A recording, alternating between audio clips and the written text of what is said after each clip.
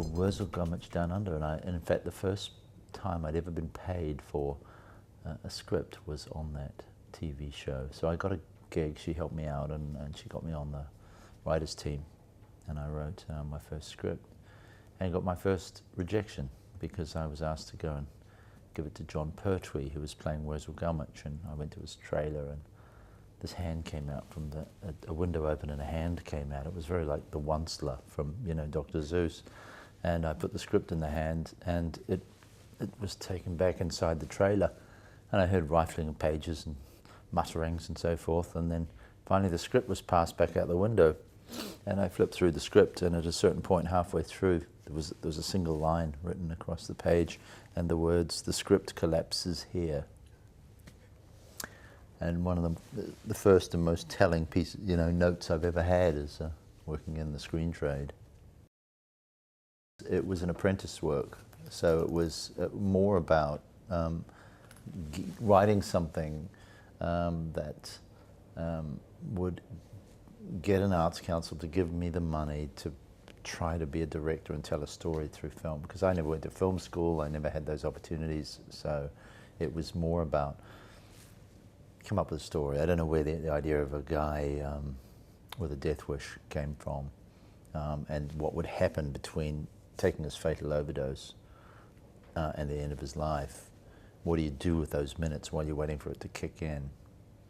I don't know where that came from, but it seemed like a very sort of pregnant, dramatic situation. So there was a sort of strong autobiographical aspect to that. I'm from a very large family, and the fortunes of all siblings can be wildly different. You know, there's all sorts of things going on in that. It's family, it's rivalry, sibling rivalry. One sister should be just having unalloyed pleasure in the significant moment of her sister across the other side of the world competing in the Olympics. No, but she can't forget her own agenda and what her needs are in that moment. And so it's that battle for everything, really.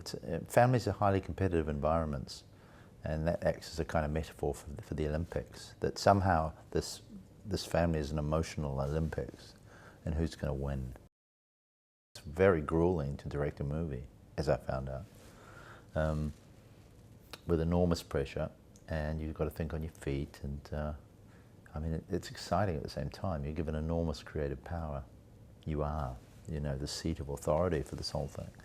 But I hadn't directed in the theatre or before even, so it was a lot of pressure to pull it off. And of course, especially in the New Zealand environment, you're often not given enough money, which then equates into not enough time, which then equates into enormous pressure. I was happy enough with it when I finished it. I haven't looked back at it for years, so I tend not to. Not sure I'd want to, you know, flip back and go, oh my God, it's really as bad as I thought it was. Or maybe I'd be happily surprised, I don't know. I struggled to turn this rather large book into a very short, quick, pacey, snap, snap, snap thing, and then building in commercial breaks and so forth. I found it very tough, and I think, again, it's not something I would give high marks to. I think I didn't find the essence of a story that worked as well in film as it did in the novel. I think I failed to do what I think I realize you now have to do, which is completely dismantle the novel into its component pieces and reassemble it and build something completely new. And I built something very much like trying to just transfer the storyline of the book into the film, and I was quite unhappy with that when it finally happened. Well, I finally saw it. It seemed very trivial. And yet there were more serious intentions in the novel, and they didn't survive the transfer. It became a kind of light-hearted little fantasy in a way. For me, there was the potential there to tell through one sort of metaphor, the metaphor of a contest, of a competition, say something about society in general. And I thought I'd found something in this car competition, where people from all walks of life were wanting this thing, and if they could get this thing, they would be happy, which is the great Western myth that happiness comes as a result of finally getting your goal, rather than happiness being a precondition of getting the goal. I think it was a more successful film. For me personally, I felt I really started to know what I was doing. I thought there were sequences in there that I was really satisfied by. I think it wasn't consistently of the same voice, and that I slipped sometimes into slightly different styles. And they're styles I wanted to explore, but you shouldn't explore them in the one movie. It probably needs to take that sort of visual style and put it somewhere else. So it is a little bit of a pastiche from a director's point of view. Having said that, I think it's reasonably successful, and I remember it having a very good reaction when I first made it, and I thought it would then be a springboard to more opportunities as a director, and I was very focused on that at that point. But it turned out to be the last film I ever directed. That was quite agonizing in trying to put it together. I really had a strong sense of how I wanted to make that film, and I thought it had a potential to have some sort of commercial breakout in a way that the others hadn't. It had a kind of X factor. And I wanted to take all the comic book aspects and really give that as much as I could a Marvel feeling. So it was unfortunate that I couldn't get the chance to do it. And the Irish director had a different take on it. He didn't want to really go into those Marvel areas at all. So he did very much, I guess it was more of the Mike Leigh, Ken Loach approach, focusing very much on the dynamics of the actors. And it got, unfortunately, it got good reviews, called a little gem and so forth around the world and things, but it got lost in the marketplace. My initial thought was, wow, wouldn't Stephen Hawking making a fantastic subject for a love story, because it would have to be mediated through a computer voice. And wouldn't that be incredible to be, you know, you imagine the domestic scenes, and it's a husband and wife, but you're waiting on the computer to speak, and I just couldn't wait to be able to work with that as a narrative device. And I thought, well, this is an unbelievable combination of elements. You can discuss the origins of the universe, the search for a governing theory about how this universe is made, serving as a metaphor for how difficult it is to understand the physics of love. However, it was a damn difficult thing to sell. No one was interested. Despite his global fame, you know, financiers got stuck on the silly things. He's in a wheelchair. That's a downer. Physics, who cares? And, you know, that's like end of conversation. As I say, writers don't get stuck on that stuff, but financiers sure do. But eventually we got James Marsh, who, you know, hot from getting an Oscar for Man on Wire. And as soon as his name was attached, we had like 20 companies around the world saying, we'll write you a check tomorrow.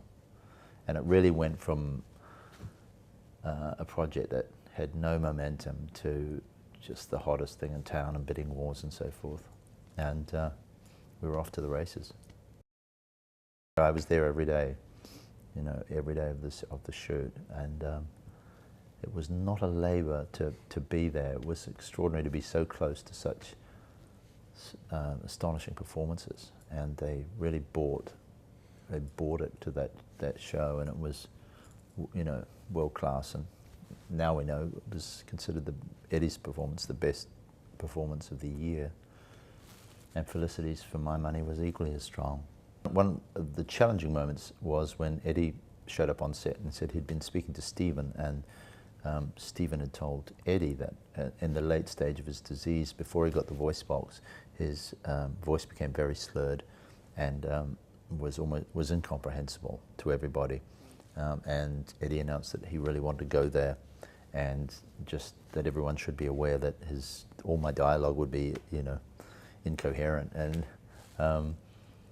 And James Marsh thought it was a fantastic idea, and I became very worried, you know, that all the stuff I'd laboured over so long to get just perfectly balanced words and everything would be lost. But I came up with the idea of that Jane would be the translator, and that she would be able to understand everything and translate it for the audience. And that was actually a real asset to the story, because it made her invaluable to Stephen and showed that she was a sort of conduit to being understood.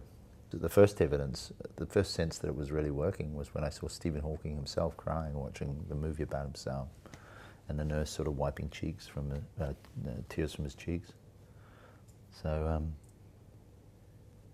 that's the first movie I've ever made which ticked all those boxes. Writing novels is kind of in my DNA. It's one of the things I most love to do. So I will continue to do that, I think, and try and do one every couple of years. And writing for film is almost like an antidote to that. It takes you out of the privations of being in a room on your own and gets you out, you know, working with other people and collaborating, which I love, which is part of my personality. So, no, I'd like to just keep mixing it up. I'm certainly somewhere on the ADD spectrum. I don't know where, but I like to jump and flit and try a bit of this, try a bit of that, until someone stops me. Then I'll keep doing it.